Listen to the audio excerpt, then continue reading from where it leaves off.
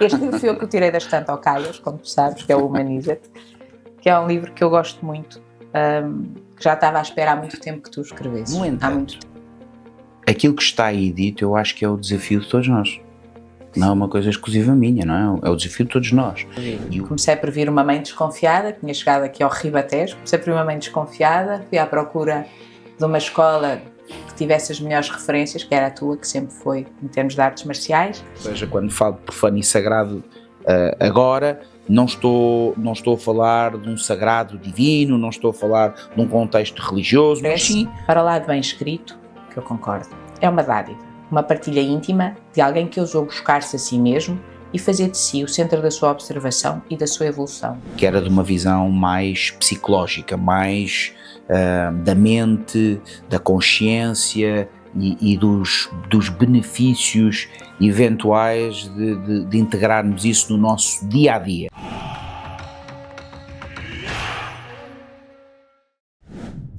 Olá a todos, eu sou Nuno Nunes, membro fundador da ETMC, Escola Tradicional de Artes Marciais e Curativas. Bem-vindos ao Podcast ao Contrário. Então, sejam bem-vindos a mais um Podcast ao Contrário, hoje com a minha querida amiga Maria João Mendonça, que fez o favor de aceitar o meu desafio e abraçar o desconforto de estar à frente de uma câmara para meu prazer. E por isso começo já por agradecer. Depois, bem-vindos, Podcast ao Contrário, conforme eu já disse. Fizemos aqui um interregno, mas estamos de volta e hoje para falarmos sobre um livro. Escolhemos um livro, um qualquer, fomos à estante, tirámos um livro e decidimos vir falar sobre ele. Eu convidei, conforme já disse, a minha querida amiga Maria João. É uma pessoa que está na minha vida há muitos anos. Começou como a mãe de um aluno, portanto, quando ela veio ter connosco à escola e trouxe o filho para ser nosso aluno, e desde aí tem sido uma viagem que tem sido recheada de construção e de momentos muito positivos, que me leva hoje a dizer que somos amigos, mas somos muito mais do que isso, somos família. E por isso não podia deixar de fazer este convite. Portanto, ao contrário, a palavra é tua. Obrigada, querido Nuno. Eu acho que essa introdução é aquilo que eu sinto. Que comecei por vir uma mãe desconfiada, tinha chegado aqui ao Ribatejo, comecei por vir uma mãe desconfiada, fui à procura de uma escola que tivesse as melhores referências, que era a tua, que sempre foi em termos de artes marciais. E de mãe desconfiada passei a mãe confiante, entreguei-te a cria, que tem sido teu sobrinho já desde essa altura. Tornámos-nos amigos e depois, olha, cada um tem o karma que merece, tu tens o teu, herdaste-me como família, o que eu não sei se é bom, mas pronto, mas foi aquilo que Deus Nosso Senhor te reservou. Gosto muito de ser da tua família, é muito bom. Além disso tudo, tens-me acompanhado sempre, tu e a tua família, que eu adoro, tem-me acompanhado sempre. Uma das coisas que eu noto e que eu acho muita graça, que sempre me disseram, que é: nós nunca devemos ser muito amigos, nem do médico, nem do padre, porque normalmente apanhamos sempre imensas desilusões, porque há imensas contradições na vida deles. O padre se calhar não é tão espiritual como deveria ser, e o médico se calhar comete imensos pecados que não deveria cometer. Pronto, tu, como meu médico, como meu padre, tem sido exatamente o oposto. Tenho feito essa viagem convosco, com a tua família, e contigo especialmente, que, como meu médico e como meu amigo. E em ti tens uma coisa extraordinária, que eu gosto muito, que é, e ensinaste-me a frase, que é o walk your talk, e tu realmente tens sido um exemplo disso. Neste caso, a minha proximidade com o padre e com o médico tem sido muito feliz, e eu gosto muito. Por isso, como te disse, é o teu karma, atura-me, e aos meus, se faz favor, que eu gosto muito. Essa parte não estava combinada, tu dizeres estas coisas, era para falar do livro, era só isso.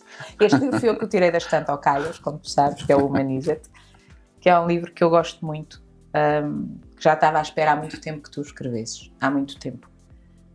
temos tido ao longo destes 16, 17 anos, já não sei, conversas onde eu me sinto muito mais à vontade do que com este aparato todo aqui, confesso. Mas...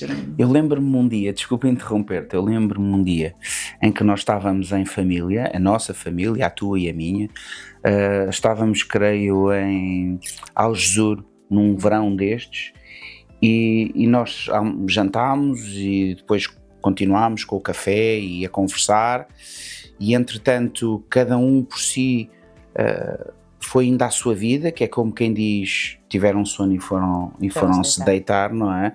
E nós fomos ficando, e aquilo que eu me recordo é que quando demos por nós era de manhã. Exatamente, fomos vendo o sol, mas... Porque depois começou, eles desapareceram, não é? Foram dormir e depois começaram a aparecer e nós estávamos no mesmo sítio, portanto, lembro-me muito bem desse dia, dessa conversa, e lembro-me porque teve várias coisas na nossa memória é muito interessante. Uma das coisas, obviamente que a nossa conversa foi deliciosa e deve ter sido, a verdade é que eu não me lembro de tudo o que nós falámos, mas lembro-me que foi o primeiro dia em que eu provei salmão fumado e nunca mais deixei de comer, mas foi nesse pequeno almoço, depois dessa direta que nós fizemos, a conversar, que nem demos por isso.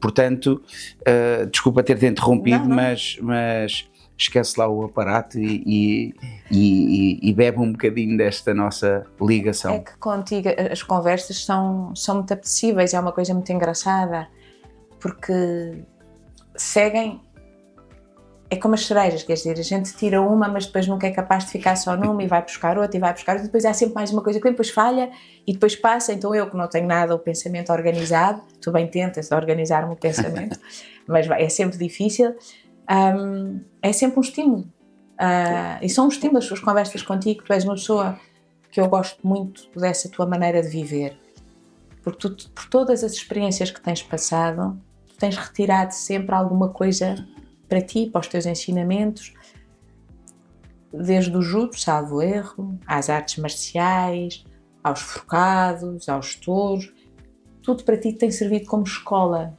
Tu não pões de lado, olha, é como tu dizes aqui no teu livro, porque eu sempre esperei que tu escrevesses, e peço a Deus que tu continues a fazer. Acho que é a tua obrigação mesmo, isto aqui sem coisa, é a obrigação, escreve que nós lemos e aprendemos e aprendemos a olhar para nós, sabes? E aprendemos a olhar para nós. O José Serrão tem aqui num dos prefácios uma frase que eu gosto muito sobre ti, se me permites, que eu acho que és mesmo tu, que é: o livro que o Nuno nos oferece, para lá de bem escrito, que eu concordo, é uma dádiva, uma partilha íntima de alguém que ousou buscar-se a si mesmo e fazer de si o centro da sua observação e da sua evolução. Isto aqui é o walk your talk, tudo o que tu escreves aqui, que nos incentivas, que nos chamas a atenção, tu praticas. Por isso é que eu digo que não tem sido uma desilusão ter-te como padre e como médico e tão próximo. E bom, e depois o resto do prefácio eu gosto muito do José Serrão, tive o prazer de conhecer através de ti, e tem uma data de coisas em termos bons, mas o livro todo, desde os prefácios a tudo, é mas sabes que eu agradeço a tua referência e o teu elogio. É uma das coisas que eu estou a trabalhar em mim, é aceitar. Não é fácil, é aceitar essas palavras. Desculpa interromper, é bom que te habitues, porque eu tenho mais de uma data de coisas para fazer. Mas é verdadeiramente uma coisa que eu estou a trabalhar, é efetivamente aceitar isso, mas e portanto vou começar por aí. Obrigado por essa tua referência. No entanto, e por isso é que eu comecei por aqui, porque não queria que parecesse que eu estava a fugir de aceitar o elogio. Aceito, agradeço, obrigado por isso. Não vou dizer que são os teus olhos, aceito, agradeço. No entanto, aquilo que está aí dito, eu acho que é o desafio de todos nós. Não é uma coisa exclusiva minha, não é? É o desafio de todos nós. E o propósito... Bom, esse livro serviu vários propósitos, mas um deles é partilhar essa descoberta que eu fiz, que não é minha, não é? Tantas outras pessoas o descobriram muito antes de mim, há muitos anos, Mas eu, quando o descobri em mim, teve um impacto que me chamou, e tu há pouco falaste no dever de continuar a escrever, na obrigação de continuar a escrever. Foi isso que eu senti, foi quando eu me apercebi disso em mim, apesar de eu já ter ouvido muitas pessoas dizerem a mesma coisa, quando nós sentimos em nós é diferente, não é? E o sentimento que me assolou nessa altura foi exatamente esse, o de eu preciso partilhar isto com outras pessoas, porque isto é de todos nós, é a necessidade de todos nós, de mergulharmos para dentro e de percebermos quem somos e dessa forma humanizarmos. Mas tu sabes, isso é verdade, mas sabes que passar da teoria à prática é sempre um desafio. E é muito mais fácil nós darmos conselhos, ter ideias, e mesmo que sejam bons conselhos, do que nós praticarmos. É diferente. Porque, sim senhora, como tu sabes, Maria João, tens que fazer dieta, tens que tirar certos alimentos da tua... Está bem, eu sei que é um bom conselho, eu sei tudo. Da mesma maneira que eu também o sei dar. Olha, tens que perder peso, faz-te mal para a coluna, para não sei o quê. Mas daí a nós passarmos à prática em nós próprios é muito mais difícil, porque é um desafio muito grande. Porque às vezes nós estamos num papel de espectador que até nos é muito mais fácil. É menos violento para nós sermos espectadores, sem ter que olhar para nós próprios. Porque isto que tu convidas aqui, por exemplo, neste primeiro capítulo sobre a dualidade, que eu gosto especialmente, é um desafio profundo. Porque tu sabes que é muito mais fácil nós olharmos para os outros do que nos ver a nós, ao espelho. É difícil porque temos que aceitar as tais sombras que tu referes aqui, e esta construção de nós próprios, este caminho para tentar viver mais autenticamente, não é fácil.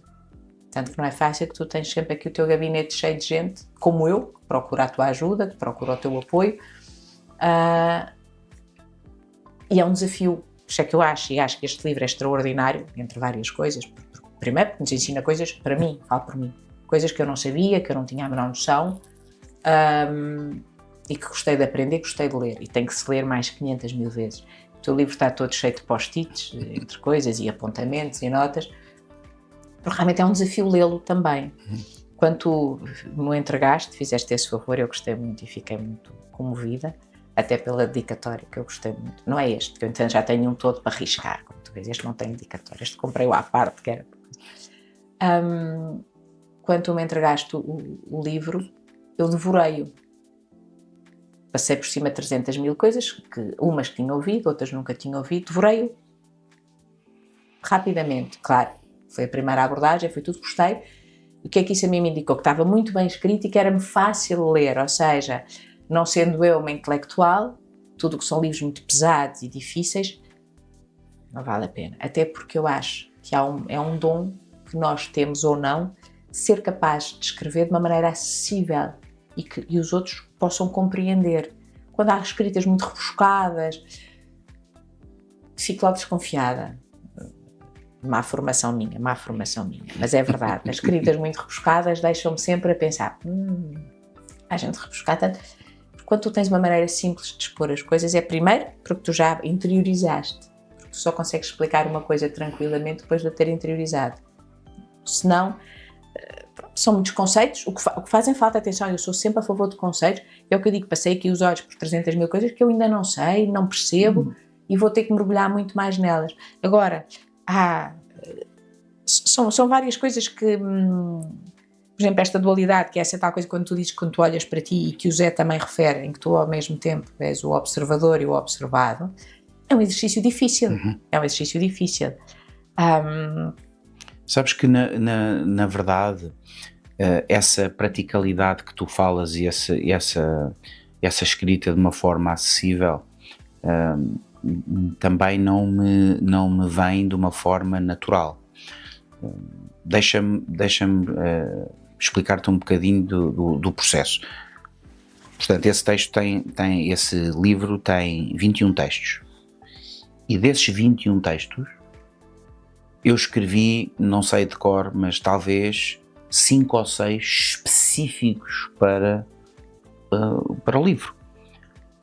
porque todos os outros eles já estavam escritos, e já estavam escritos, ainda que foram revistos e reli-os várias vezes e corrigi várias vezes e voltei atrás várias vezes, mas foi um processo que tem vindo a acontecer ao longo dos anos e que tem muito a ver com a prática clínica.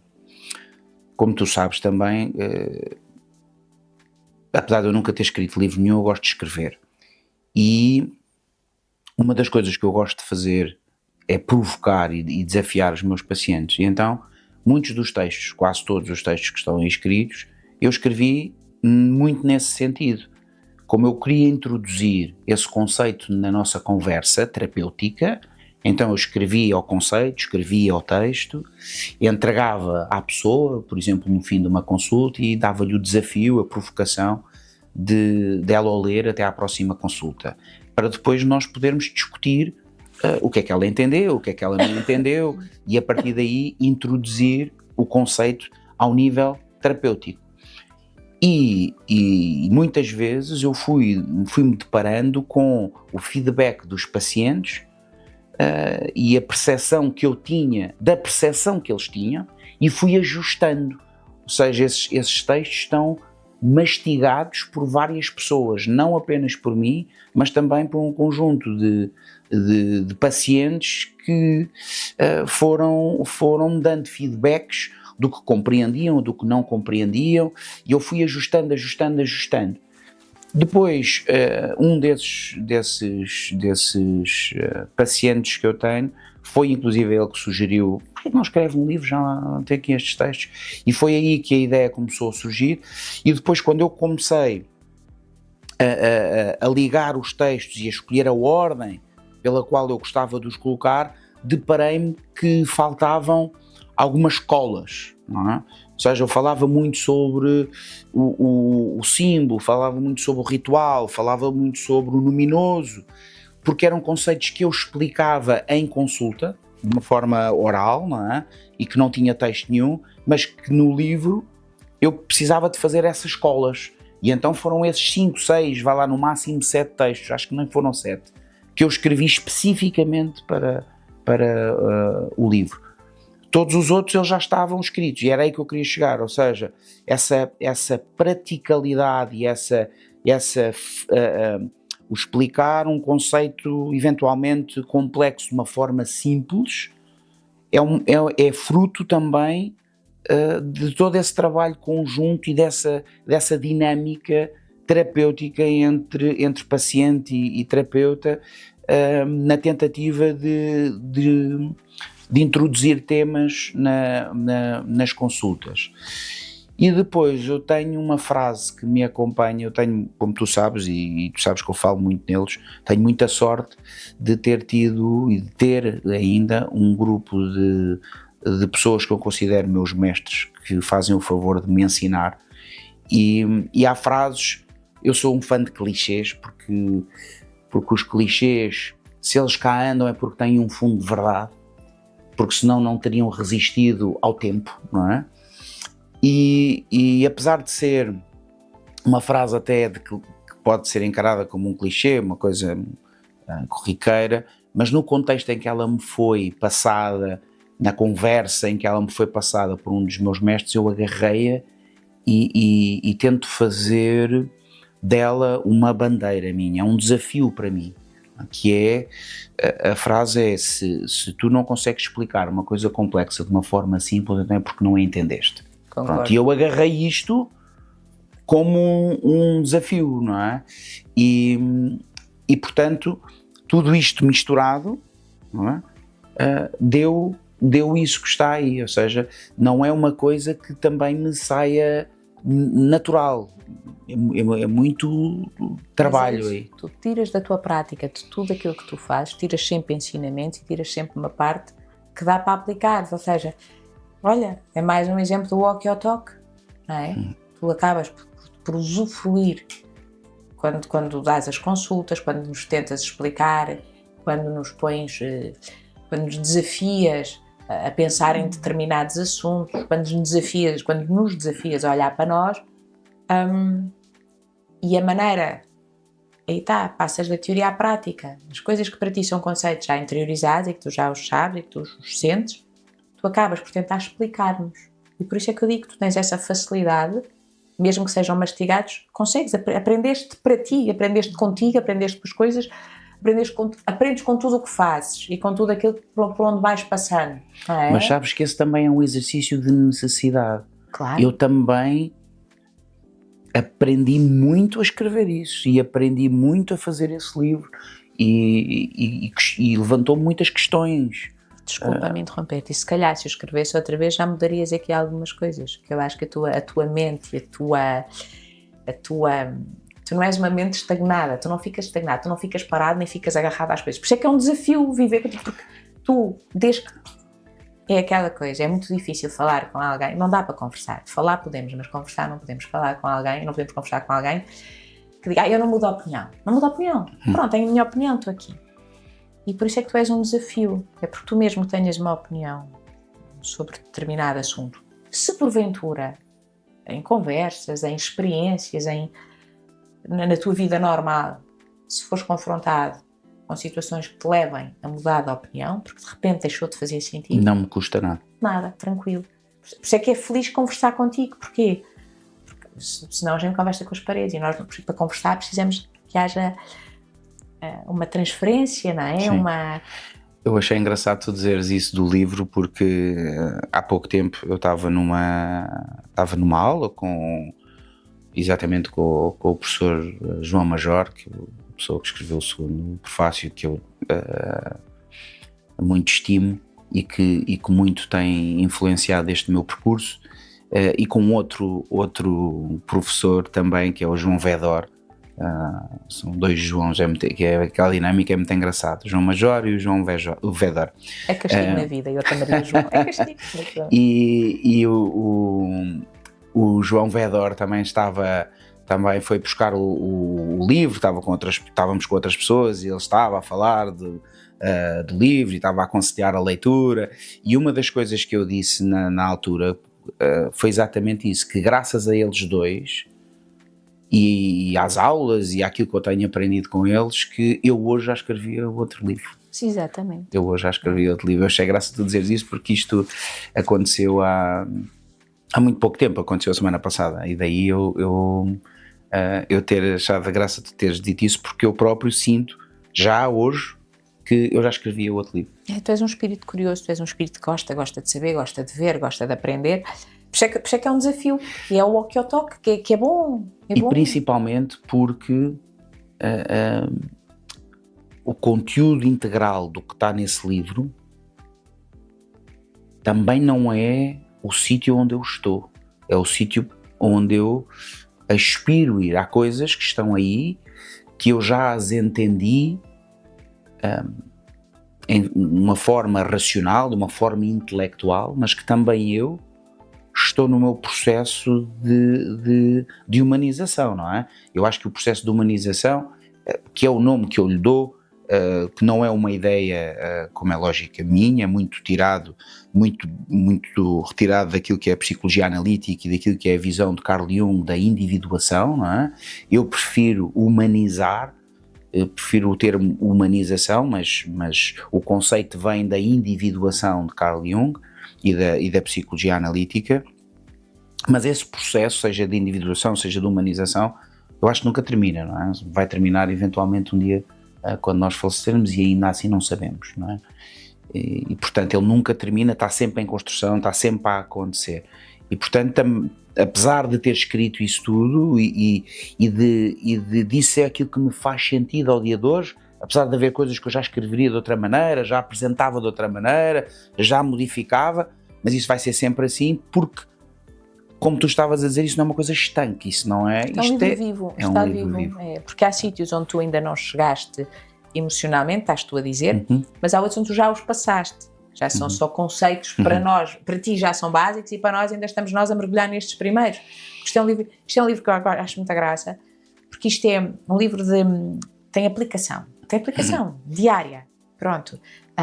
Aqui na dualidade, as coisas que tu dizes que são muito engraçadas, que realmente, olha, estas dualidades não são estáticas, e depois tu consegues arranjar entre a tensão da competição e de tudo, depois a empatia, ou seja, todas estas dualidades da competição e ao mesmo tempo da entreajuda, que são coisas que supostamente seriam opostas, não são, isto tem tudo prática, tem aplicação prática no teu dia-a-dia, na tua vida. Bom, eu tenho imensas notas aqui, como é óbvio. Sabes que este livro para ti este livro para mim, que tu escreveste, é esta experiência que nós estamos a ter, estar vivos. Se nós tivermos presentes a dualidade e todas estas, ouve lá, é tudo, é o que eu digo, é difícil, quer dizer. Isso tu não puseste só post-its aí? Não, eu até acertei nos sítios onde estão separados, tenho aqui várias coisas, várias notas, porque como eu disse, este livro é um livro de aplicação prática e no fundo, e para mim, isto é uma oportunidade de vivermos uma experiência, uma existência autêntica, que é uma coisa que eu gosto muito, que tu sempre vincaste. O que é uma existência autêntica? Não é? É uma coisa que eu acho que é um desafio tão grande, e para isso precisas de quê? Precisas de ser capaz de ver ao espelho, precisas de saber quem tu és, e é difícil nós sabermos quem somos, não é? E esta humanização, esta tomada de consciência da totalidade do nosso ser é um desafio, mas é uma coisa que tem aplicação todos os dias. A palavra que me está a vir à mente quando tu falas isso é exatamente um dos objetivos que eu queria, que é o livro enquanto um manual. Exatamente. Não um livro que nós lemos, percebemos 2 ou 3 coisas eventualmente e guardamos na estante e que nós lemos, lemos, acabou, ficou ali, não é? Uma vez que ele foi baseado em textos que eu utilizo para contextualizar determinados assuntos em clínica, o livro foi escrito também por aí, para ser como um manual, não é? Uma das discussões que eu tive sobre o livro, até mesmo com a parte da editora, era a questão do índice. Ou seja, não sei se tu percebeste que o livro não tem índice. Não tem índice, eu reparei. Não é? Foi a primeira coisa que eu vi, com qualquer livro, eu vejo sempre aos índices. A primeira coisa que eu vejo, quando compro um livro, vou ao índice. Não, nem sequer os capítulos estavam separados. E porquê? Exatamente porque, como textos individuais, eles podem ser lidos individualmente, não é? E vão fazer sentido. Eventualmente, se houver algum conceito, como eles se cruzam todos, ou quase todos, pode haver algum conceito que, se tu, vamos imaginar, vais ler um texto que fala sobre o símbolo, e tu não tens um entendimento sobre o símbolo, o que é o símbolo, pelo menos da maneira como eu o projeto aí, não é? E com o significado que eu coloco no texto. Se não leste o texto anterior do símbolo, podes não entender exatamente o que é que eu quero dizer. Mas eu creio que os textos podem ser todos lidos de uma forma individual e eles fazem todo sentido, até porque eles foram criados dessa maneira.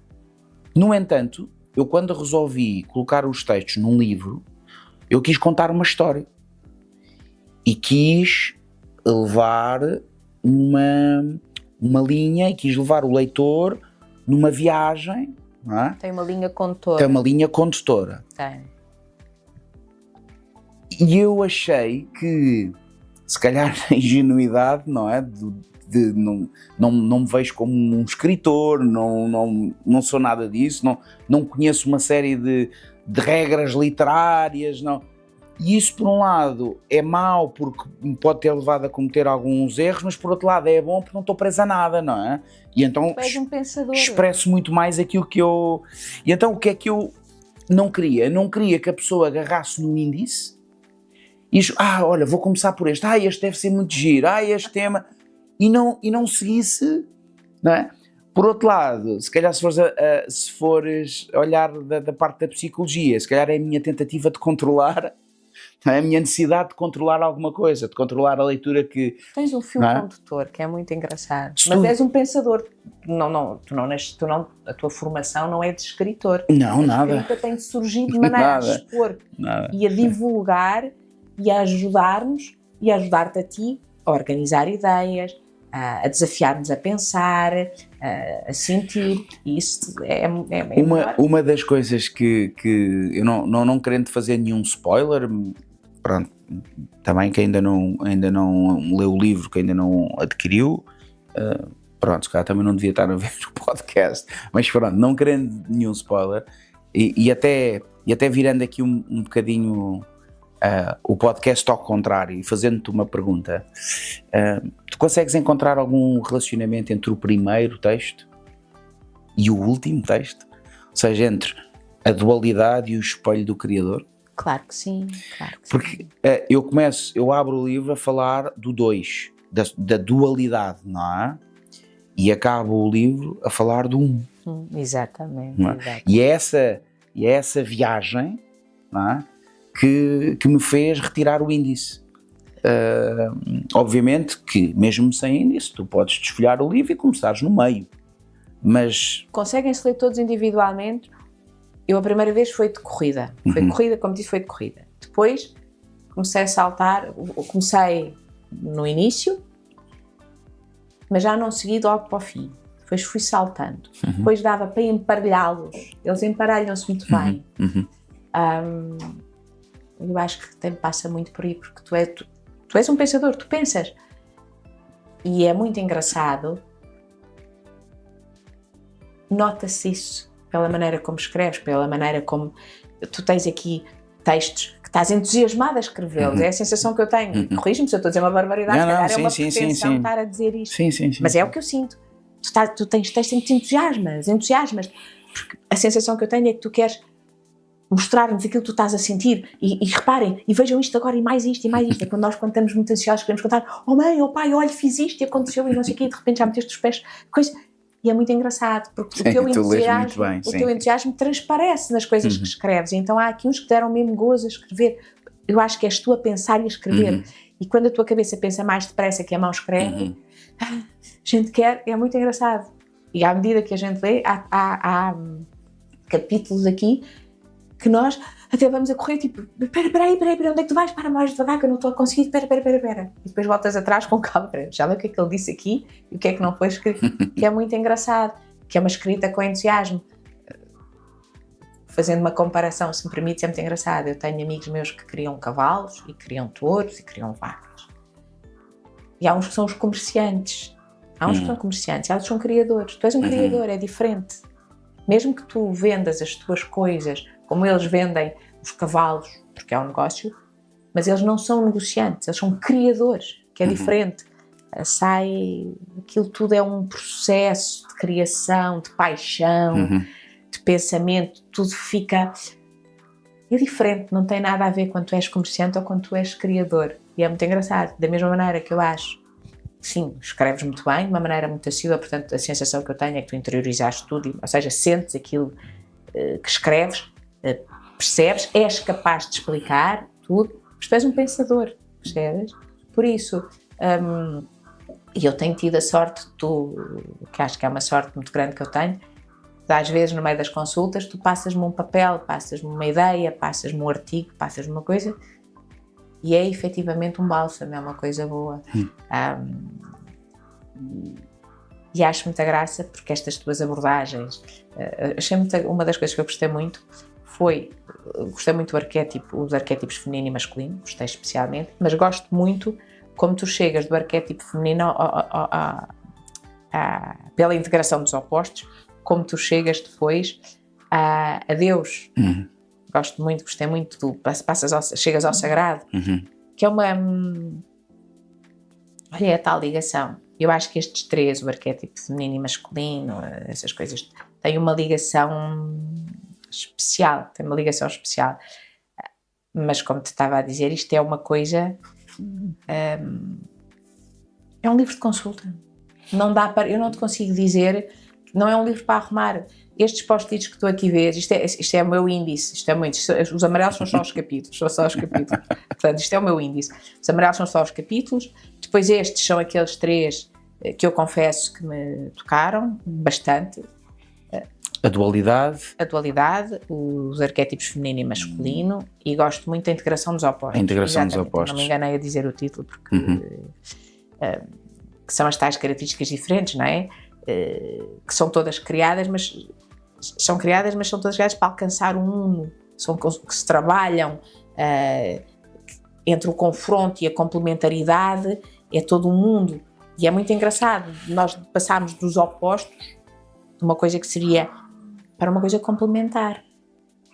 Sim, esse conceito é um conceito que eu aí apresento com uma integração do masculino e do feminino em nós, e como está escrito no livro, e acho que ficou bem definido no texto, portanto, supera a biologia, portanto, não estamos a falar de homem nem mulher, não estamos a falar do género masculino ou do género feminino, estamos a falar de características, ok? Presentes tanto no homem como na mulher, tanto no género masculino como no género feminino. Pronto, e isso acho que ficou bem definido. São características que existem dentro de nós. Mas esse conceito da integração dos opostos tem vários níveis de leitura e vários níveis de profundidade. Novamente, eu aí represento como o masculino e o feminino, mas não deixa de ser o mesmo conceito e a mesma necessidade que nós temos de integrar o consciente e o inconsciente. Uhum. Ao fim e ao cabo, todo o processo de humanização passa muito por aí, passa por... o Carl Jung tem uma frase mais ou menos assim, não consigo dizer pelas minhas palavras, mas o conceito é: enquanto nós não trouxermos à luz do consciente o inconsciente, vamos ser dominados por ele e vamos lhe chamar o destino.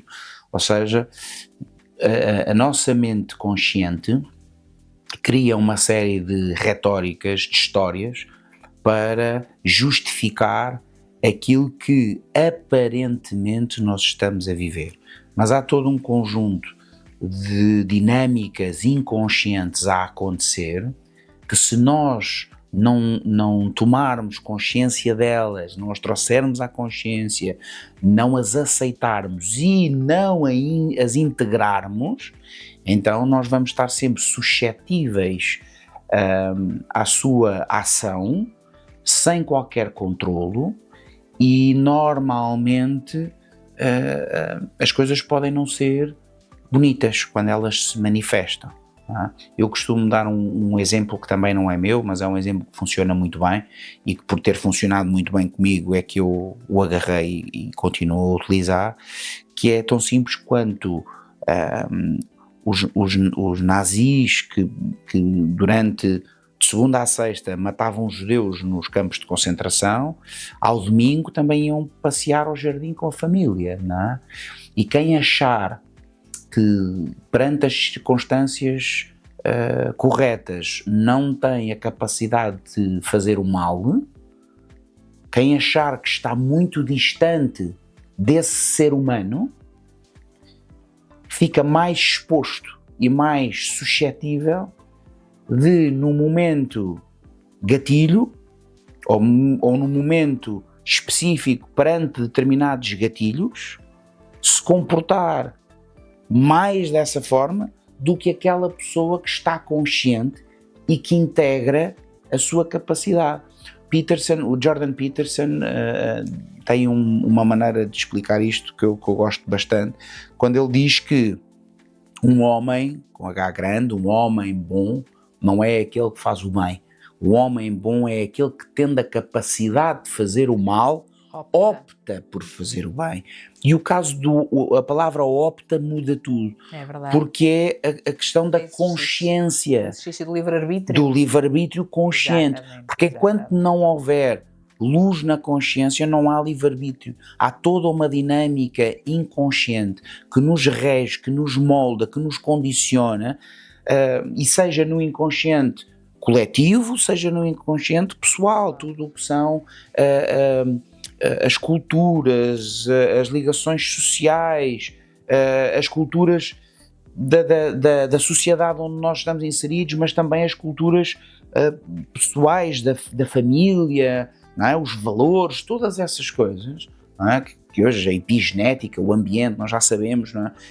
O impacto que o ambiente tem em nós, todas essas coisas, se não tiverem conscientes, e mais do que conscientes, integradas, não é? Muitas vezes em consulta, quando a pessoa se depara com partes dela que desconhecia, exato. E não gosta dessas partes, Normalmente nessa consulta não acontece nada, a pessoa fica ali meio atordoada com aquilo, não é? Depois vai para casa e depois quando volta, na consulta depois disso, normalmente vem sempre muito incomodada. E eu questiono, não é? E o incómodo é a pessoa, pois porque eu achava que era isto e afinal na nossa última conversa eu percebi que afinal não sou isto, sou aquilo. E não é verdade. A pessoa continua a ser isto, mas também aquilo. É o mas também, não é? E é essa integração que nós precisamos de fazer. E por isso é que o autoconhecimento é tão importante, é fundamental nós conhecermos. Até por isso, porque se nós se formos agora aqui a qualquer café e abrirmos o Correio da Manhã, não é? O Correio da Manhã está cheio de coisas destas. Está cheio de coisas de o senhor de 70 anos, por causa da disputa de uma laranjeira, foi buscar uma espingarda e deu um tiro no vizinho. E depois as entrevistas que fazemos às pessoas, ele era um senhor tão calmo, era tão boa pessoa, fomos todos apanhados de surpresa. Aquele senhor foi vítima também ele de uma série de dinâmicas também ele foi apanhado de surpresa. Inconscientes e também ele foi apanhado de surpresa, não é? Há muitos anos atrás, se calhar não assim há tantos, mas há muitos anos atrás, quando nós não conhecíamos toda esta dinâmica psicológica e da neurociência, o funcionamento do cérebro e destas coisas todas, não é? Nós atribuímos muito isto aos espíritos, não é? Claro. A pessoa foi possuída, por qualquer coisa porque não era ela. Não é? Tanto que nós na medicina oriental, na medicina chinesa, ainda falamos nos 5 espíritos. Que engraçado. Mas estamos a falar de emoções. Estamos a falar de emoções. Quais são? Tem descrição. Então, nós estamos a falar, portanto, da raiva, da alegria, do medo, da tristeza, do nojo. Portanto, estamos a falar de emoções que no seu extremo e quando estão, eu nem vou dizer reprimidas, porque reprimidas também, mas quando estão inconscientes, nós começamos com um desconforto. Vamos imaginar uma situação. Um desses espíritos, uma dessas emoções é a raiva. E a raiva, ao contrário daquilo que nós temos no senso comum, que é uma coisa má, não existem emoções más, todas elas servem um propósito. E a raiva é uma energia que nasce dentro de nós para nós nos defendermos, para nós lutarmos pelos nossos direitos, para não nos deixarmos enganar, para reivindicarmos aquilo que é justiça, para lutarmos pela justiça, para nos revoltarmos contra a injustiça. E isso é uma energia que nasce dentro de nós para fazer isso, não é? E portanto, nós começamos com um desconforto. Não gostei, não me pareceu justo. Depois esse desconforto cria um mal-estar um bocadinho maior. E depois nós continuamos a experienciar aquela realidade, aquele evento e optamos por não fazer nada. Por condicionamento social, por medo de represálias, por o que quer que seja, não é? Mas continuamos e aquilo fere-nos no nosso íntimo, naquilo que são os nossos valores, não é? E esse desconforto passa a ser uma irritabilidade, e essa irritabilidade, se não for travada, portanto, se eu não fizer algo em relação a isso, então transforma-se uma frustração essa que vai dar lugar a uma cólera, que depois dá um acesso de raiva, e nesse acesso de raiva eu tenho um comportamento que não sou eu, mas que é o culminar desse acumular dessa energia que nasceu para eu fazer alguma coisa que eu não fiz, que foi ficando reprimida, foi criando tensão e que depois vai ter que sair. E quando sai de uma forma que se calhar eu digo o que queria e o que não queria. Digo da maneira que eu acho que eu nunca diria noutra circunstância, mas digo de uma forma brusca, agressiva, porque é um grito da alma que vem dali, não é? E isso pode contradizer tudo aquilo que são os meus comportamentos normais, a minha persona, a imagem que as pessoas têm de mim, a imagem que eu próprio tenho de mim. Eu jamais me comporto assim. E depois um dia dou por mim a comportar-me assim, não é? É esse mergulho no autoconhecimento que faz-nos conhecer os nossos limites e saber até onde, até não, até o que é que eu faço, o que é que eu digo, E se calhar se nós tivermos essa consciência de que poderemos ser esse espírito, não é? Libertar esse espírito dessa maneira, se calhar nós retraímos antes, com calma. E essa é a integração. Exatamente. Essa integração dos processos inconscientes na consciência que nos faz humanizar, sermos mais humanos, não é? E podermos... então, às vezes, quando estamos a ser provocados naquilo que é o lado mais negativo da palavra, não é? Porque provocar, como diz também o João Major, o professor João Major, provocar vem do provocar, do puxar para a ação, não é? E quando estamos a ser provocados no sentido de maldade, de maldoso, não é? Que está a tentar puxar o pior em nós, se nós nos conhecermos, nós conseguimos, ainda que não tenhamos a capacidade de arquitetar a resposta que queremos dar da forma organizada e coerente e que não vá contra aquilo que são os meus ideais, se eu não conseguir fazer isso, então pelo menos eu sei que tenho que não responder. Tenho que te afastar daquele estímulo. Tenho que me afastar daquele estímulo. De alguma maneira, não é? Exatamente. E depois então, já com outra calma, com outro distanciamento, arquitetar a resposta que eu quero dar, não é? E num devido momento, até, por exemplo, contactar pessoas, olha, vamos ter que acabar aquela conversa. Eu ontem não consegui dizer aquilo que queria, precisei de pensar, mas olha, o que eu acho sobre isso é isto, e assim eu consigo manter-me fiel a mim próprio e ter a escolha, o livre-arbítrio de responder como eu quero. E fizeste, desculpa-me que interrompi, e acabaste por transformar duas coisas antagónicas num espaço de cooperação. Integração. Não é? Integraste dois comportamentos que supostamente seriam antagónicos, que não fariam sentido nenhum, que não eram aceitáveis, não podiam conviver juntos, eles de repente cooperaram um com o outro. Deu-te a noção dos teus limites, deu-te a noção da tua força, deu-te a noção das tuas coisas todas. E isso é ser humano. Exatamente. Porque senão reagimos apenas a estímulos, tal como os mamíferos têm todos eles emoções, não é? O cãozinho que eu lá tenho em casa também tem alegria, também tem tristeza, também tem medo, também tem raiva, tal e qual como eu. Na fase dos estímulos, não é? Não é? E se eu responder apenas a isso, então não estou a ser humano. O podcast Ao Contrário tem o apoio, a parceria e o patrocínio da agência digital Wisemove. Para onde é que queres navegar agora? Bom, eu não, como tu sabes, eu não gosto de dar os fios condutores, prefiro que me levem, do que eu ter que escolher então caminhos. Pronto, então porque tu já verbalizaste 2 ou 3 textos que tu gostaste mais, não é? E falaste logo na entrada, não é? A dualidade, depois saltas o sagrado e o profano e tens também aí a integração dos opostos, o arquétipo do masculino e do feminino, não é? E mais, o que é que... Mas gostei muito desta conversa que estava em off, sobre o profano e o sagrado, que achei delicioso, a sério. E como tu estavas a rir, estivemos aqui em conversa, é sempre um assunto onde nós todos empancamos, se me permites a expressão muito pouco literária, mas é onde nós empancamos aqui. E eu acho que é uma coisa muito interessante, se tu tiveres a paciência de poder explicar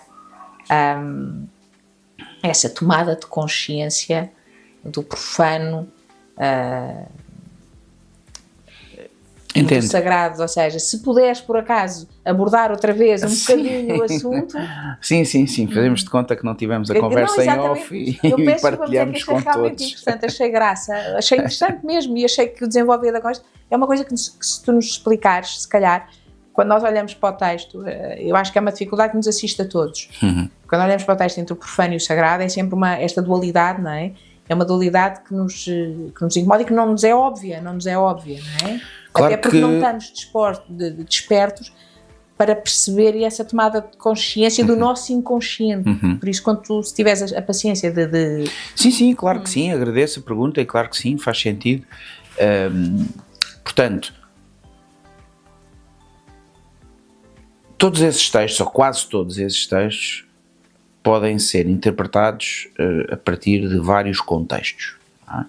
Obviamente que eu posso ler esse texto de um contexto religioso, posso ler esse texto de um contexto psicológico, posso ler esse texto de um contexto terapêutico, posso pôr várias lentes e posso tentar retirar sentido dessas palavras, vários layers, vários níveis, não é? Até de uma maneira trivial, desculpa. Até de uma maneira profana e trivial, não é? Exatamente. Pronto. Efetivamente, quando olhamos para o texto do sagrado e do profano, e daquilo que nós estávamos a falar em off, que era de uma visão mais psicológica, mais da mente, da consciência e dos benefícios eventuais de integrarmos isso no nosso dia-a-dia, ok? Portanto, nesse sentido, ou seja, quando falo de profano e sagrado agora, não estou a falar de um sagrado divino, não estou a falar de um contexto religioso, mas sim da praticalidade do dia-a-dia e do como esse conceito pode fazer uma diferença na maneira como nós percepcionamos os eventos, as conversas, da maneira como nós fazemos escolhas na procura de termos uma melhor experiência diária disto que é sermos humanos. Desculpa interromper, tu disseste uma coisa que eu acho que é importante e corrige-me se eu percebi mal. Tu falaste não é sinónimo aqui o sagrado e o divino. Não são sinónimos, pois. Eu acho que é exatamente neste contexto que eu estou a falar agora, não.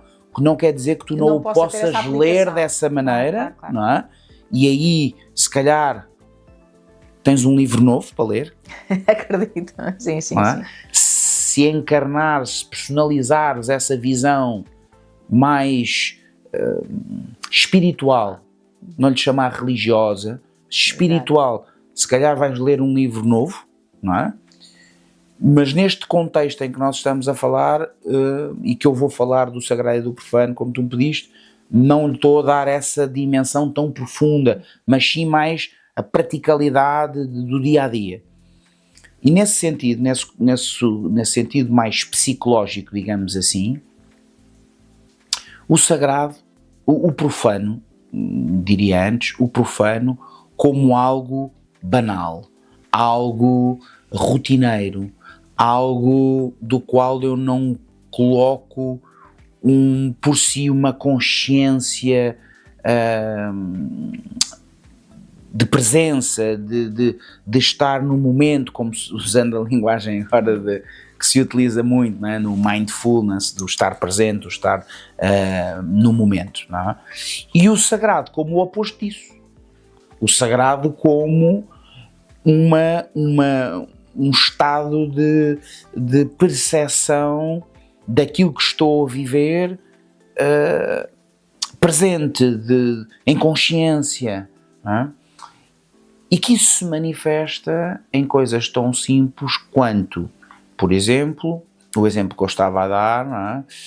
Eu acordo, faço a minha higiene, vou passear com o meu cão, venho para casa, preparo o meu pequeno almoço, agarro nos meus livros, faço os meus estudos, as minhas leituras, tiro um café e bebo um café.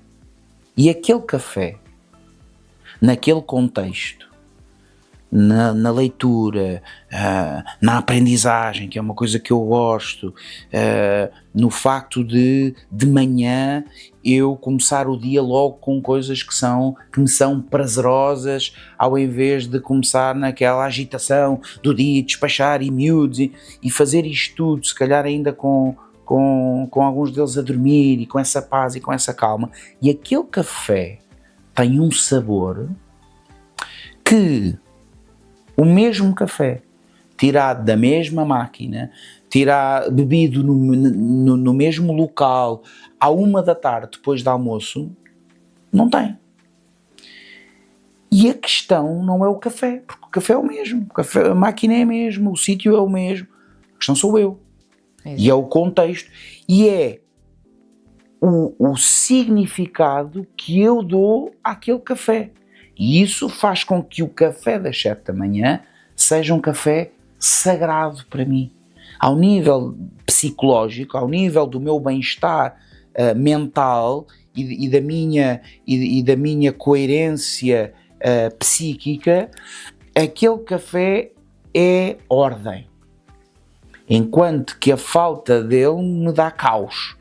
Se eu acordo mais tarde, se eu não consigo fazer aquele meu ritual, parece que o dia já não me corre bem, não comecei daquela maneira, não bebi aquele café. Mas novamente, não é o café. O café é o mesmo da 1h, que às vezes eu nem bebo, ou que às vezes opto por não beber em casa e venho beber à clínica, ou que é-me totalmente indiferente de que máquina é que é e onde é que se bebe. Portanto, não é o café. É o propósito, o significado, a importância que eu lhe dou. E quando eu escrevo esse texto a este nível, o que eu quero mostrar às pessoas é que somos nós que temos a capacidade de ressignificar ou de significar os acontecimentos da nossa vida. E quando nós agarramos essa responsabilidade, então nós ganhamos mais poder sobre aquilo que são as nossas escolhas e deixamos de viver por acaso e passamos a viver por escolha, não é? Porque não é o objeto, não é o evento que tem significado. Isso é neutro, não é? Até porque é subjetivo àquilo que é a individualidade de cada um. Aquilo que para mim é bom, para ti pode ser mau e vice-versa, e mesmo para mim, aquilo que hoje foi muito bom, 5 anos depois, como é que eu não vi que foi a pior coisa que me podia ter acontecido? Ou o contrário, não é? Estou a viver o pior momento da minha vida, 5 anos depois, ainda bem que aquilo me aconteceu. Portanto, o acontecimento em si não tem esse peso de ser bom ou ser mau. Somos nós que temos a capacidade de significar. Somos nós que temos a capacidade de dar esse ênfase, esse propósito. E isso, quando assumimos essa responsabilidade, é sairmos do profano e irmos para o sagrado. Pronto, então, a um nível intelectual, a um nível psicológico, essa é a imagem, a ideia que eu quero colocar, o conceito que eu quero trazer à luz da consciência quando falo sobre o profano e o sagrado. No fundo é a tomada de consciência, será? A tomada de consciência de um ato, por exemplo, que seria meramente profano, trivial, banal, de tomar um café, quando nós tomamos a consciência daquilo que estamos a fazer, porque estamos a fazer e como é que estamos a fazer, que pode transformar essa tomada de consciência. A experiência logo transforma. Podes transformar uma passagem do profano para o sagrado. Correto. E tudo pode ser sagrado. Tudo. Depende da maneira como cozinhar pode ser sagrado. Inclusivamente, creio que haja monges budistas, templos budistas, onde o cozinhar seja uma coisa extraordinariamente importante e que é mesmo um ato sagrado. Tomam consciência de que estão a alimentar, que estão a nutrir. O cozinhar é um ato de amor, não é? Como tu conheces bem a Ana, não é? Eu tenho a sorte de de viver com uma pessoa, de ter como companheira de vida uma pessoa que é altamente espiritual, na prática, que vive isso no seu dia-a-dia de uma forma... Vive mais no sagrado do que no profano. Perfeitamente. De uma forma que lhe é muito natural. Se calhar se eu estivesse a conversar com ela, ela dizia já que não faz nada disso, porque não é muito consciente, é-lhe muito natural, não é? Ou se lhe pedíssemos se calhar para explicar, ela se calhar teria dificuldade em explicar. Mas para quem vive com ela no dia-a-dia, não tem como não ver essa espiritualidade que ela demonstra, não é? E uma das coisas que ela mais gosta de fazer é exatamente cozinhar para a família. E que para ela é uma terapia, que ela diz que é uma terapia, mas que depois nós sentimos, porque o cozinhar é um ato de amor, não é? Nós vamos nutrir, estamos a construir aquilo que vai ser a nutrição de outra pessoa. E da mesma maneira como a leitura pode ser nutritiva, da mesma maneira como há tantas coisas que nos nutrem, mas ao nível fisiológico, o alimento tem vários layers, tem vários níveis também. Não nos alimenta só a nível biológico, fisiológico, como também em termos de emoções, sentimentos e depois aquilo que pode proporcionar para além disso, não é? A junção da família à volta da comida, à volta de uma mesa, as conversas que proporciona, o momento, portanto, tudo isso à volta do alimento, tudo isso à volta da cozinha. E sim, como tu deste o exemplo, os monges, budistas, tudo mais, mas também pode ser no nosso dia-a-dia, isso está presente em tudo. E quando nós temos essa consciência que lá tem um ato sagrado, não há como exatamente. Pá, que chatice, não é? Não, até porque eu sou testemunha que ela faz uma torta de alfarroba divina, por isso sou testemunha. Não, mas a Ana, eu acho, eu sou suspeita, mas eu amo a tua mulher porque acho um ser de amor profundo, é uma pessoa muito... É um ser de amor, eu acho que ela vive na consciência do amor, da generosidade, da autenticidade. Eu acho a Ana um ser humano profundamente autêntico. Não querendo ser spoiler, mas dando aqui um levantar do véu, pode ser ou não, vamos ver, seja a próxima convidada do podcast. Sim. Uma conversa aqui entre marido e mulher. Sim. É muito... Sabes que foi o que eu estava a dizer logo no início, quando nós começámos a conversa, que é das coisas que me dá prazer e que, ao contrário do conselho que me deram, como eu comecei, que nós nunca devemos ser muito amigos, nem do padre, nem do médico, azar dos tabras, és padre e médico, portanto, sou padre, também, o padre. Também, é daquelas coisas, supostamente os padres curam os males da alma e os médicos do corpo, não é? Pronto, tu consegues ter essa união tão feliz que acabas por nos curar dos males. E a Ana é efetivamente um dos... Olha, faz parte do Walk Your Talk, que vocês realmente são uma família... É a minha família do coração, vocês são a minha família do coração, e são uma família. Eu acho que vocês têm muita consciência do sagrado, percebes? Têm muita consciência, vocês vivem muito no sagrado. Praticam, fazem, são um exemplo. Não é só o segue o meu conselho, não é? E não o meu exemplo. Vocês são exatamente o oposto. Como é óbvio, não é? Por isso é que me permite esta proximidade. Eu devo-lhe muito isso. Muito mesmo. Conforme nós sabemos e conforme eu também já disse, não é? Estamos todos no nosso caminho, eu também sou no meu caminho. E para além de todas as ligações que nós temos, portanto somos um casal e apaixonámos e construímos a nossa família e tudo isso, eu vejo também na Ana uma guia aí, lá está, porque ela é muito natural. Há coisas que eventualmente tem o trabalho dela para fazer e o caminho dela para fazer, com certeza, mas ela já entendeu. Não sei se temos outras vidas, não faço a mínima ideia, mas essa lição ela já aprendeu. Pronto, ela já vive isso, não é?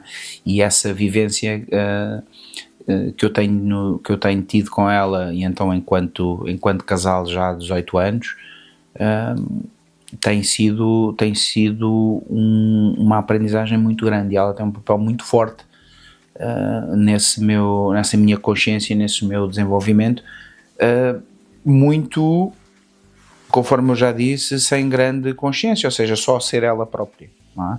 E à medida que eu fui ganhando consciência e aprendendo estes conceitos, fui identificando. Havia coisas, eu lembro-me quando nós começámos a namorar, havia coisas que eu não entendia, que ela fazia, eu até achava um bocado esquisito. Porque eu venho de outro registro, não é? Um bocado esquisito, percebo.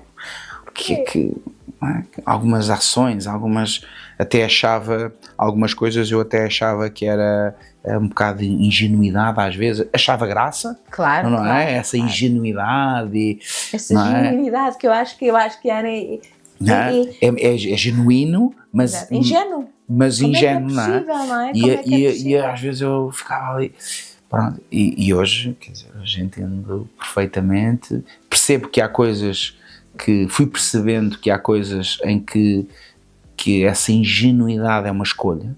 Claro. Não é? Porque ela depois de ingênua tem muito pouco, não é? Mas que faz essa escolha porque o contrário não lhe interessa. Exatamente. Porque não é ela, não vai ao encontro, ela poderia fazê-lo, mas não... Aí está a opção, exatamente, o livre-arbítrio, não é? O livre-arbítrio e a opção quando faz toda a diferença. Quando se tem consciência, ela pratica... Faz toda a diferença. Faz toda a diferença. Lá está, como é que é o Jordan Peterson, não é? Sim, diz, exatamente, é a opção. Exato. E por acaso lembro-me perfeitamente de uma viagem que nós fizemos, se calhar nós vamos ter a oportunidade de falar nisto, quando ela vier cá, se vier, talvez no próximo, quem sabe.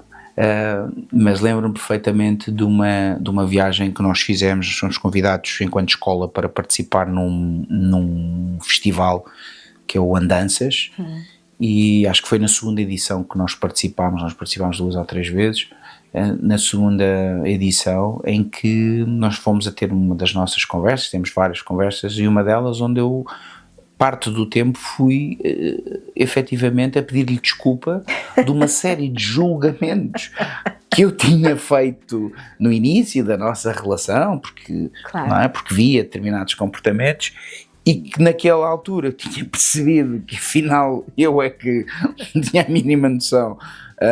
E pronto, e coisas que ela nem fazia ideia, porque eu nunca tinha dito, mas eram pensamentos que eu tinha tido, não é? E depois ali eu expus tudo e por acaso foi muito engraçado. Lembro-me perfeitamente dessa conversa, foi uma conversa muito, como digo, nós conversamos várias vezes, muitas vezes, mas há 4 ou 5 conversas que nós tivemos ao longo destes anos que me marcaram muito, e essa foi uma delas. E eu fiz esse exercício e disse, olha, há aqui uma série de coisas que eu tenho de dizer que tu não sabes, ninguém sabe, mas olha, eu tive este pensamento e vi isto, olha, pensava isto, pensava aquilo, desculpa, mas a sério, porque olha, eu via desta maneira e hoje eu percebo e aspiro a ir para aí. Exato. Que é uma coisa ainda mais interessante, aspiro a ir para aí. Mas pronto, mas voltando aqui ao profano e ao sagrado, é exatamente isso, não é? Que é dar aqui a entender que há uma subjetividade, e por isso é que esse texto aparece depois da dualidade, porque primeiro há que perceber essa dualidade, não é? E a dualidade, o que é a dualidade? E a dualidade não enquanto opostos isolados, mas sim como 2 pontas de uma realidade, não é? E que depois, entre estas pontas, há todo um nível de degradê. Nós muitas vezes dizemos de uma forma simples, e até eu escrevi isso aí em alguns contextos porque fazia sentido dizer que são os opostos, mas eles são integrados, não esquecer isso. O dia e a noite, por exemplo. Exatamente, que nós dizemos o dia e a noite, como se a noite não fizesse parte do dia, não, o dia tem 24 horas, que inclui a luz e a escuridão. Então a luz e a escuridão, e o ponto máximo da luz e o ponto máximo da escuridão, e vamos agarrar no clássico meio-dia, meia-noite, não é? Eles são os dois opostos de uma mesma coisa. Não são opostos individuais de que... Não são opositores. Não são opositores e que uma coisa é uma coisa e outra coisa é outra. Não. Eles dois fazem parte da mesma realidade. E depois há todo um degradê a acontecer aqui e o equilíbrio não é estático. E por isso é que eu prefiro falar muito mais em harmonia do que em equilíbrio, porque o equilíbrio dá muita sensação da balança, não é? Ok, eu ponho os pesos e quando está em equilíbrio parou, não é? E aqui é muito mais um dinamismo entre eu aqui preciso de ser um bocadinho mais assertivo, e aqui preciso de ser um bocadinho mais colaborativo, e aqui preciso de ser um bocadinho mais ativo, e aqui preciso de ser um bocadinho mais passivo. Então e quem é que eu sou no meio disto? Bom, são as duas coisas, eu sou o ativo e o passivo, não é? Eu sou o dia e a noite. Eu sou os dois opostos em mim. Lá está a integração. E todo este processo pode ser vivido de uma forma completamente inconsciente, profana, inconsciente, a aprender com dificuldade, a fazer os mesmos erros vezes sem conta. Funcionamos mais pelo instinto. Ou em consciência de que eu posso significar, eu posso... Se me permites a brincadeira, eu gosto muito de uma expressão que eu ouvi há pouco tempo, assim num contexto muito engraçado e que eu achei delicioso, que é, e eu caí tal e qual que foi, a pessoa estava a conversar comigo e disse-me, sim, porque como tu sabes, as vacas não dão leite. E eu fiquei assim, não dão leite? Então não dão leite. Porque estava a levar, era um amigo meu e nós... picamos muito um outro e há aquela coisa, não sei se tu sabes, de então de cor é isto, é branco, então e de cor é aquilo, é branco, então e de cor é aquilo, é branco, o que é que a vaca bebe? E a pessoa diz leite, não é nada, bebe leite, bebe água. E ele quando ele diz, sim, porque como tu sabes a vaca não dá leite, eu levei para uma coisa dessas a ti, vaca não dá leite, então não dá, claro que dá. Ele disse, não, vaca não dá leite, tu tens que lá ir tirar. Exato. Ok, pronto. E eu achei delicioso, né, porque eu estava a levar para outra, estava a ver, estás-me a enganar aqui com alguma coisa. e ele não estava, ele estava a ser... E depois eu agarrei nisso, isso faz todo o sentido, não é? Um exemplo um bocado, lá está, aqueles clichês que eu gosto, não é? Pois, porque a vaca não dá leite, nós é que temos que lá ir tirar, a vida não ensina nada a ninguém, nós também temos, a vida é uma grande professora, a vida não ensina nada. Porque se a vida ensinasse, qualquer pessoa com 70 anos era muito sábia. Exato. E não é verdade, não é? Nós temos que aprender. Por isso temos que estar despertos. Nós temos que estar despertos, somos nós que temos a capacidade de dar significado. E é esse dar significado que tira uma coisa que é trivial e profana e que a faz sagrada. Então é essa consciência, é esse viver em consciência, viver em significado, não é? E pronto, e é isso que ao nível do contexto e da leitura mental do texto, não noutros significados, eu quero passar com o profano e o sagrado e o profano. Sabes que todos estes textos, toda esta maneira de viver tudo isto é muito dinâmico. Não é um ponto de chegada, mas é um percurso, é um caminho. Ou seja, aquilo que eu sinto com este livro, isto não são pontos de chegada, isto é um caminho. Um caminho. Uma coisa para, claro, temos aqueles objetivos, porque senão eu digo que nós, é o tal equilíbrio que é a diferença. O equilíbrio já está, pronto, parou, está equilibrado, parou, acabou. Não, isto é um exercício diário, portanto isto acaba por ser mais... São aquelas baias que tu tens para seguir o teu caminho, são umas coordenadas, é aquilo que te vai ajudar a orientar e a fazer este percurso todo, que é um percurso, enquanto estamos cá, depois a gente não sabe, eu pelo menos não sei. Já somos dois.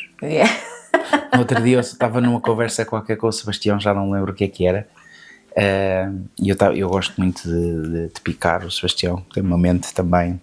Sebastião pensa bem também, e aceita desafios. Também me dá trabalho, Ainda bem. E depois eu gosto de picar, não é? E agora por causa disso tu disseste que não sabemos, ou pelo menos tu não sabes, E ele estava a dizer, sim, porque nós depois vamos morrer. E eu disse, bom, mas eu não sei se vou morrer.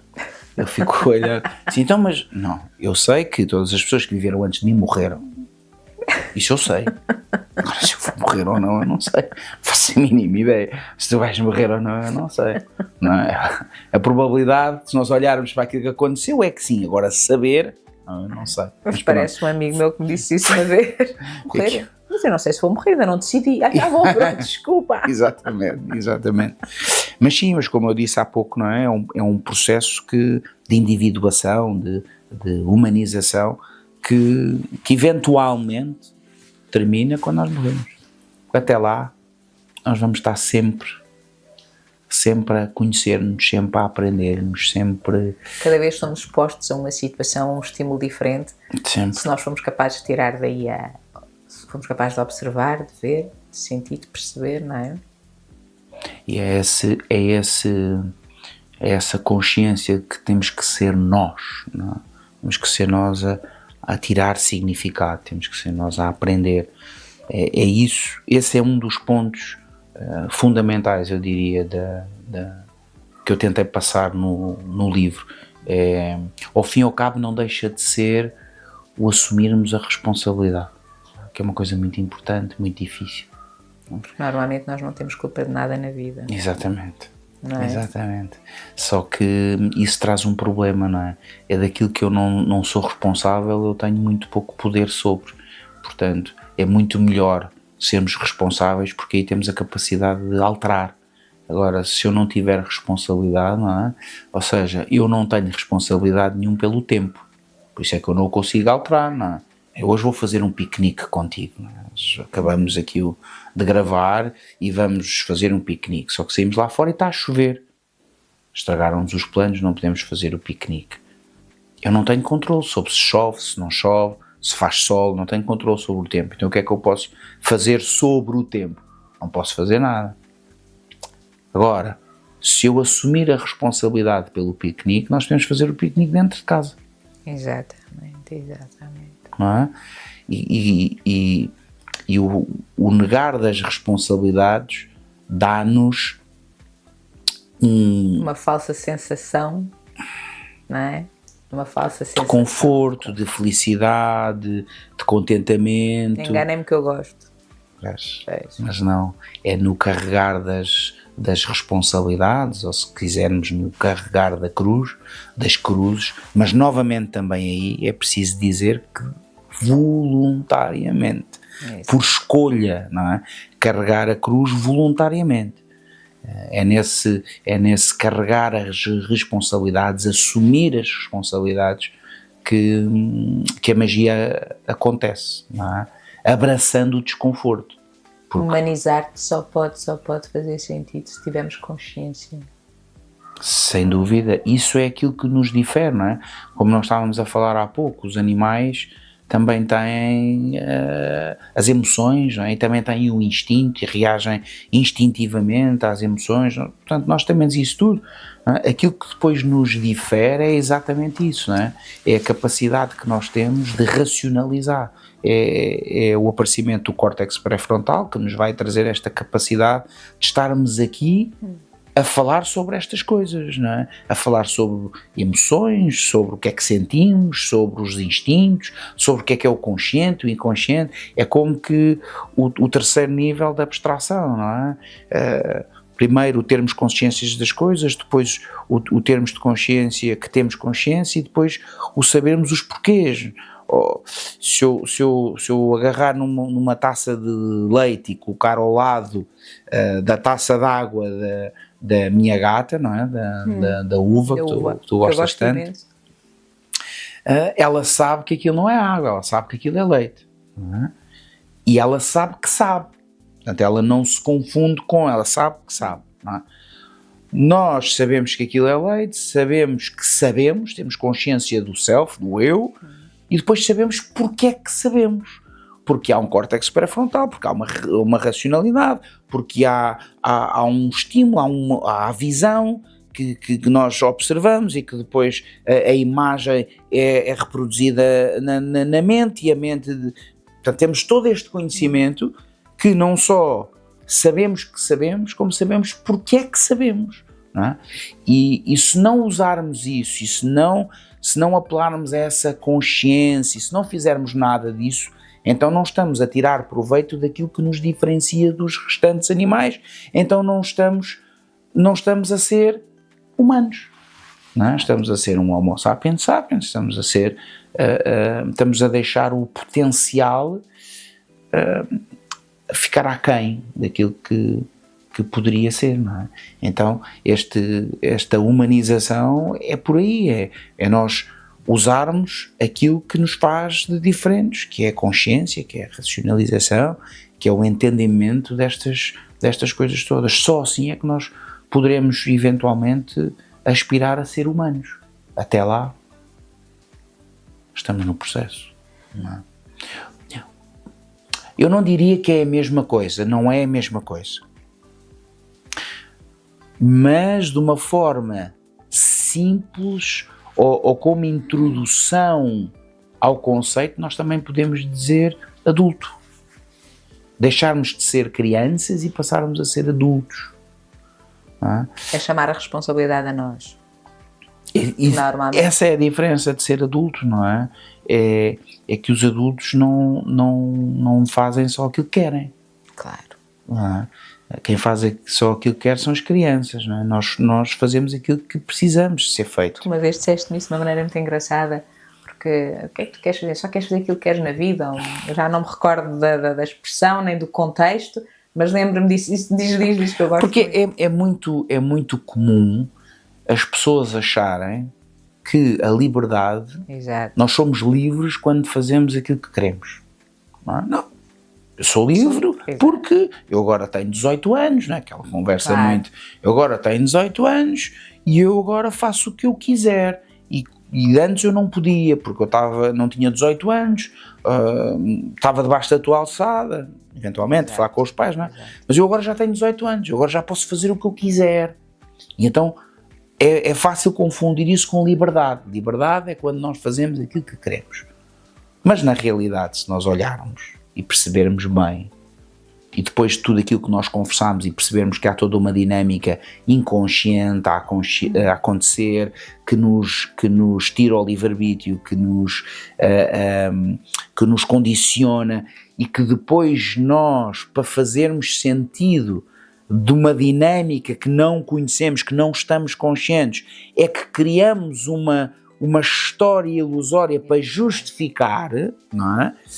Ou seja, levando isto tudo em consideração, nós somos livres quando fazemos o que não queremos. Nós somos livres quando deixamos de ser escravos da biologia, quando deixamos de ser escravos dos gatilhos sociais, culturais, quando abraçamos o desconforto. Só aí é que eu sou livre. É quando eu exerço o livre-arbítrio da escolha. Eu sou livre quando eu vou cheio de fome ao supermercado e vejo lá um pacote de batatas fritas e o meu pensamento a minha mente lança-me 3 pensamentos para justificar porque é que aquelas batatas fritas são a melhor escolha que eu posso fazer. Quer dizer, é assim. A semana passada, não comi nada. Eu normalmente só treino 2 vezes por semana, a semana passada treinei 4. Não é?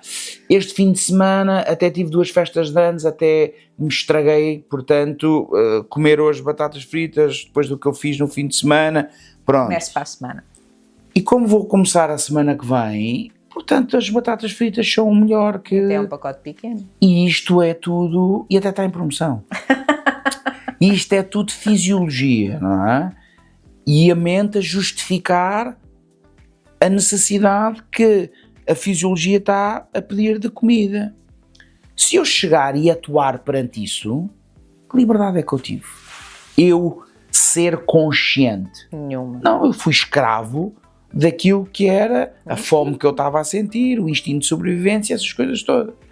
Só quando eu, querendo muito comer as batatas, e em consciência digo, não, ponho-me no lugar do observador, lá estás tu com esses pensamentos todos, que eles são teus, mas não és tu, tu és quem está aqui a decidir e estás no leme e estás a pilotar o avião e estás no controle e dizes, não, porque isto não é bom para mim, e em vez de comprares o pacote de batatas fritas, compras uma peça de fruta e sais do hipermercado com as tuas compras a mastigar uma peça de fruta, aí é que tu exerceste a tua humanidade, aí é que tu foste humana, porque aí é que tu foste adulta, porque fizeste o que não querias, então foste livre, verdadeiramente livre, porque não ficaste presa àquilo que é a recompensa imediata, a biologia, o que quer que seja.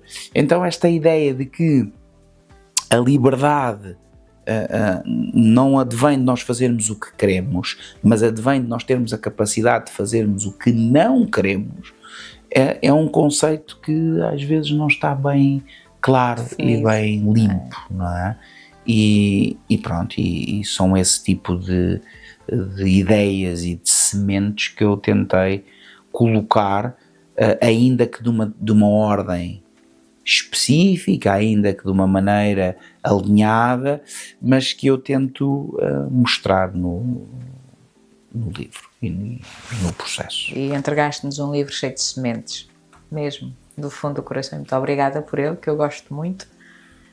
E Deus Nosso Senhor e o Sagrado e o Divino se juntem em ti, que escrevas outros, se faz favor. Obrigado. Então, João, uma vez mais, resta-me agradecer-te outra vez a tua disponibilidade, a tua preparação, que foi deliciosa, os post-its, adoro, e principalmente a tua amizade, a maneira como entraste na minha vida, na nossa vida, a maneira como ficaste, e sempre, a palavra que me vem à cabeça é sempre com muita verdade, e era isso que eu queria destacar. Obrigado, espero que tenhas gostado, espero que a conversa tenha sido agradável para ti também. Obrigada, querido Nuno, é que te agradeço do fundo do coração e agradeço-te o livro, gosto muito do livro, tem sido uma bênção, tem sido uma ajuda e uma consulta diária, mas acima de tudo obrigada a Deus por te ter no meu caminho, a ti, à Ana, aos teus filhos que eu adoro, e por dizer que és um amigo do meu coração, que eu amo-vos perdidamente a vocês, vocês são a minha família do coração, muito obrigada, eu é que agradeço. Obrigado. Bom, então, e assim chegámos ao fim do terceiro episódio do Ao Contrário, e eu não sei se já dei o spoiler, se não, mas em breve vamos ter a próxima conversa e sim, vai ser com a Ana, portanto mantenham-se aí atentos. Até à próxima. Obrigado a todos.